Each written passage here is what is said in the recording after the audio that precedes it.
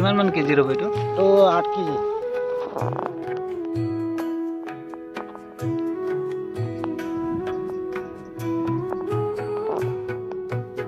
30 বিঘা মাটিত কৰিছোঁ। বিভিন্ন ধৰণৰ তৰমুজ, তৰমুজ লগাইছোঁ, ৰঙালাও লগাইছোঁ। 3 বিঘা মাটিত খিৰা লগাইছোঁ। 1 বিঘা মাটিত ঘেঁহু লগাইছোঁ। আপোনাৰ 2 বিঘা মাটিত বড়ো ধান কৰিছোঁ। আপোনাৰ প্ৰায় 8 বিঘামান হ'ব।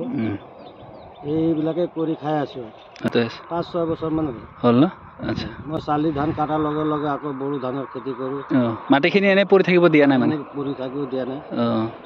লগত 2টা মানুহ হালোৱা ৰাখিছোঁ, লগত খাটি আছোঁ। যায় কেৰেলা যায়, তাতে গৈ এক্সিডেণ্ট হয় মৰে।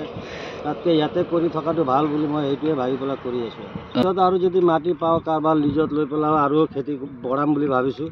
আৰু অসুবিধা গাই গৰুৰ কাৰণে ৰাইজে নুশুনে, গাই গৰুকেইটা এৰি দিয়ে। আৰু ইমান জেওৰা দিবও নোৱাৰি, বাঁহৰ দাম বহুত, হাজিৰা মানুহৰ দাম বহুত। চৰকাৰৰ পৰা একো সুবিধা পোৱাই নাই, নিজে কৰি আছোঁ। বন্ধন গোটৰ পৰা পইচা লৈ পেলাই এইবিলাক কৰি আছোঁ। নাই, চৰকাৰক মই ৱাটাৰ পাম্প পাম বুলি কিমান কৰিলোঁ, খুজিলোঁ, ক'তো পোৱা নাই। আৰু একো বীজবিলাকো একো বীজ পোৱা নাই, নিজে কিনি আনি পেলাই লগাইছোঁ। আৰু পেটে গৈ কিনি আনি পেলাই লগাইছোঁ। কিবা এটা মেচিন পানীৰ সুবিধা পালে আৰু খেতি ভালকৈ কৰিলোঁ হয়। আৰু মোৰ দেখি পেলাই ৰাইজেও কৰিলে হয়, মাটিখিনি খালী নথলে হয়। উঠি অহা প্ৰজন্মক কি জনাম আৰু, চবেই যদি লাগি ভাগি চবেই যদি মোৰ নিচিনা চাই পেলাই চবেই কৰিলে ভাল। খেতি বাতি কৰিলে ইয়াৰ পৰা বেংগলোৰ চেংগলোৰ যাব